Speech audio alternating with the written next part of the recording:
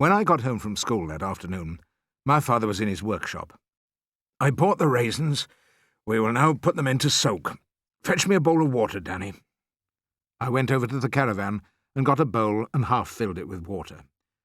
I carried it to the workshop and put it on the bench. "Open up the packets and tip them all in," my father said. This was one of the really nice things about my father. He didn't take over and want to do everything himself. He always let me go ahead and do it myself, while he watched and stood ready to help. He was watching me now as I opened the first packet of raisins. "Hey!" he cried, grabbing my left wrist. "What's happened to your hand?" "It's nothing." He made me open it up. The long scarlet mark lay across my palm like a burn. "Who did it?" he shouted. "Was it Captain Lancaster?" "Yes, Dad, but it's nothing." "What happened?" He was gripping my wrist so hard it almost hurt. "Tell me exactly what happened." I told him everything. He stood there holding my wrist, his face going whiter and whiter. "I'll kill him," he softly whispered. "I swear I'll kill him." His eyes were blazing. I'd never seen him look like that before. "Forget it, Dad." "I will not forget it. You did nothing wrong, and he had absolutely no right to do this to you." "So he called you a cheat, did he?" I nodded. He'd taken his jacket from the peg on the wall and was putting it on. "Where are you going?" "I am going straight to Captain Lancaster's house, and I'm going to beat the daylights out of him." "No!" I cried, catching hold of his arm. "Don't do it, Dad, please." "I've got to." "No, it'll only make it worse. Please forget it." He hesitated then. He was silent. I could see the rush of anger slowly draining out of his face. "It's revolting," he said.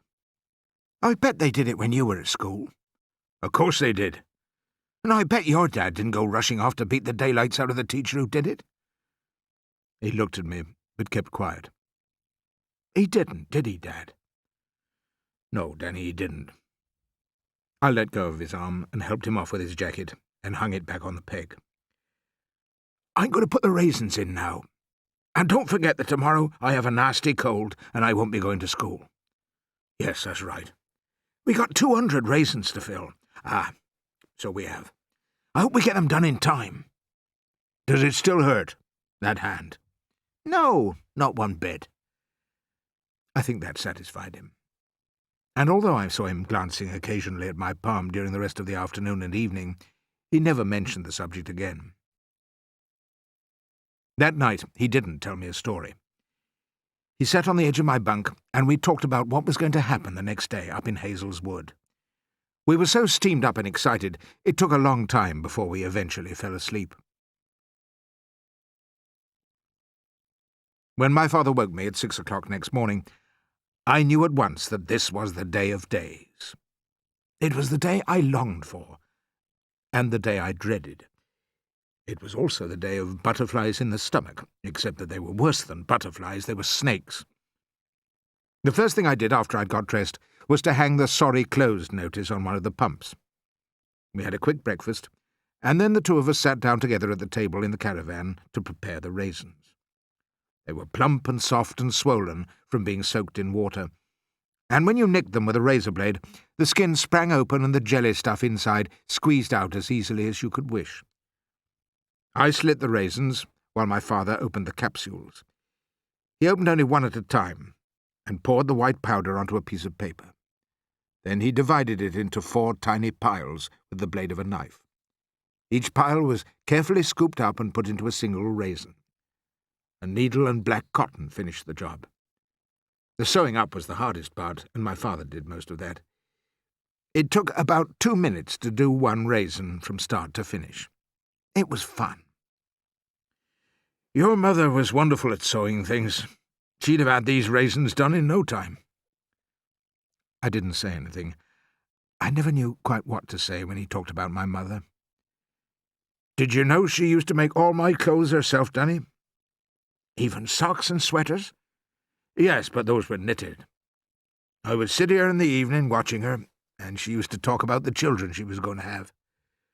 'I shall have 3 children, a boy for you, a girl for me, and one for good measure.'" There was a short silence after that. Then I said, "When Mum was here, Dad, did you go out very often at night? Or was it only now and then? You mean poaching? Yes. Often. At least twice a week. Didn't she mind? Mind? Of course she didn't mind. She came with me. She didn't. She certainly did. She came with me every single time just before you were born. She had to stop then. She said she couldn't run fast enough. I thought about this extraordinary piece of news. Was the only reason she went because she loved you, Dad? Or did she go because she loved poaching? Both. I was beginning to realize what an immense sorrow it must have been to him when she died. Weren't you afraid she might get shot up? Yes, Danny, I was. But it was marvellous to have her along.